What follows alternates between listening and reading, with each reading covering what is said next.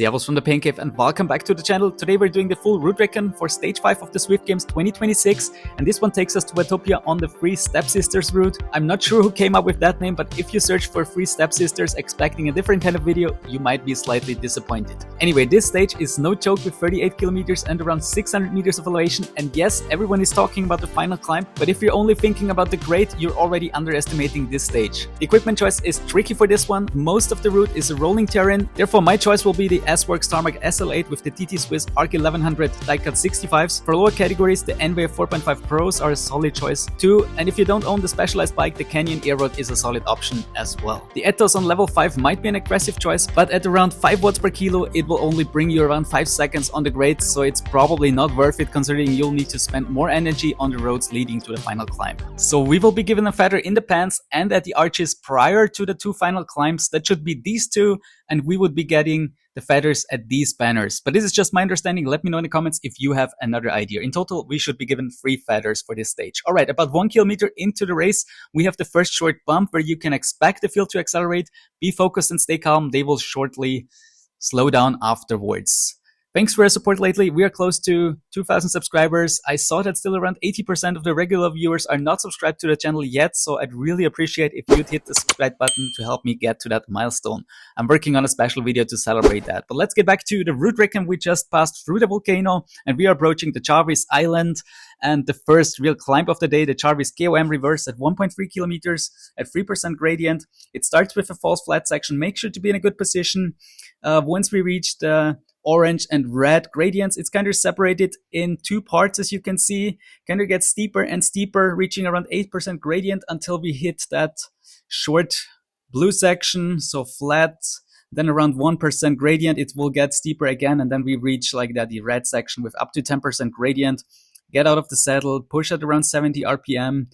And yeah, if you're in A category, it will take you around 2 minutes. B, C, D, probably around 2 minutes 30 or 3 minutes. Make sure to push until the banner because you don't want to get caught in splits, and they will definitely push at the front until they reach like the downhill. So it might be strung out and you want to push until you are done. And this is not done yet because you can see we have another false flat section up here with 2% up to 3% gradient.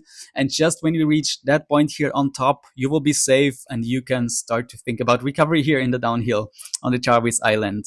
Be in a good position, just stay focused. There might be some attacks at the front, especially in pants that go fast. They will push here because else you might lose a lot of time. So be aware of that, because then we reach the dirty Sorpresa climb. It's a gravel section here, 600 meters at 2% gradient. That's not the full climb, but this is just a gravel section here. Not too steep, but also remember reduced rolling resistance. Enter this in a good position and you should be safe. And it's not too long. You see, it's around 1 minute in A category, a bit slower in lower categories, but it's not done yet. Once we reach the top here, and the asphalt section, asphalt roads, there's another short orange gradient section coming up, and then the yellow one with up to 4% until we reach the top here in the Italian villages. And then again, from this moment on, you can try to recover. Definitely fight as hard as you can to stay with the group, because in the draft here in a big group, you will definitely save a lot. And yeah, here you should definitely try to recover as much as possible, because right here the epic KOM starts. It's just the start to jungle intersection, but still 1.2 kilometers at 6% gradient, it was, I believe. It starts pretty steep here with up to 10%. Yeah, get out of the saddle probably already a bit before the climb to really use the draft. And then you have like a short flatter section leading to that right turn where it peaks at around 12%. And this is the time where you really need to push hard and try to stay with that front group. It will take you until this part here. Here's like the end of the segment on Strava. 2 minutes 20 here in A category for me, for example. So probably the fastest might even be like 2 minutes, or like in B or C, D might be until like 3 minutes. But we're not done yet, because we have here the Epic KOM Pipers intersection. It's a false flat section here with around 2.3 kilometers. And yeah, this one also really hurts because you're already like on the limit after the first epic KOM climb. You can see it here, 2.4 kilometers at 1% average gradient. Doesn't sound too hard, but you can see it's always up and down, 3%, 4% here, short bumps. And this just really hurts. I remember that from the Zwift Racing series a few weeks ago. This was just what really killed me. Like, I survived the first part, but this just killed me because I couldn't recover from the climb. And yeah, if the peloton is strung out and they push at the front, this absolutely hurts. And it hurts for 3 minutes and 30 seconds. You can see it here for me at my PB. So again, lower categories might be like 4 minutes to 5 minutes. And then you reach the top and another downhill where you can recover for a tiny bit.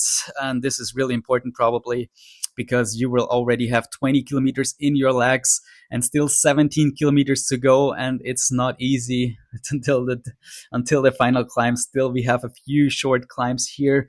This short climb here in the Titan's Grove, not really Titan's Grove, but it's also like getting up to 4% gradient.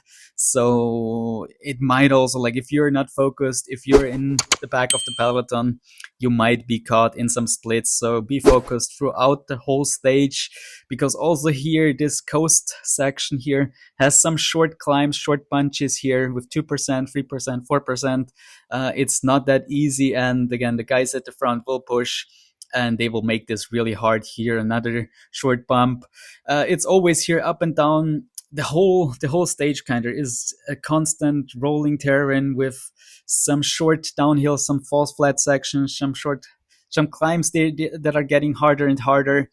And yeah, if you were just thinking about the grade, you will be absolutely underestimate this stage, because you can see all these climbs will just hurt your legs and they will increase your fatigue until you reach that grade. That's also why I will go for the DT Swiss 65s, because on this terrain they will just be faster and it will be necessary to stay with the front group until the grade at the end, because this is like, if you stay with the main peloton, this is where you make up the time. And all right, with 4.5 kilometers to go, we reached another short false flat section here. This is where you should already be like in a good position, entering the grade at the end, 3.5 kilometers at 9% gradient. It's a nasty one, and you can see it here. It's also kind of separated, split in two parts. The first one, which is constantly steep, reaching like 10% gradient here.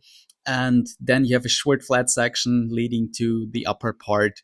And it will be important to find your rhythm right from the beginning.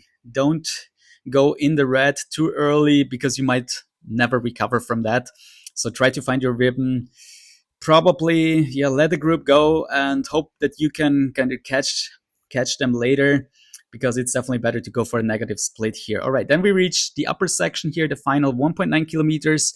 And you see I have a guest here. GC leader Nico is joining me here in this recon ride. Make sure to check out his channel, and he will be streaming his race on Monday, 17:15 Central European time. So make sure to check out his channel and watch if he can defend his GC lead against Niall. Back to the recon, 1.2 kilometers to go, and you can already see I'm steering here, and that's absolutely crucial for this climb. You can save so many meters and seconds, so make sure at every one of these serpentines, these turns, you can see it here. If you don't steer, you're losing a lot of position, you're losing a lot of distance, so make sure to steer as much as possible to the inside of the turn to cut the corners and save some time. I did that in a race a few months ago, and that saved me so much. And it's getting really nasty here to the top 11%. So you really need to find your rhythm, play your strengths as good as possible, because you can see here 12 minutes 45 is my PB for this climb. And this will be hard to reach for me, but probably the best will go like, I don't know, 11 minutes, 11 minutes 30 at least. I aim for hopefully something around 13 minutes. And in lower categories, you can expect something like probably 14, 15, 16 minutes. All right, we are reaching the top here. I was discussing some tactics with Nico. I wish him all the best for his stage 5 approach and for defending his GC lead. So that's the full breakdown of 3 Step Sisters for stage 5 of the Zwift Games. If this recon helped you prepare, make sure to like, subscribe, and drop a comment below. It really helps the channel grow. Good luck for stage 5, and I'm curious, what's your tactic for this stage and what bike setup are you planning to use? See you on the start line. Cheers and ride on.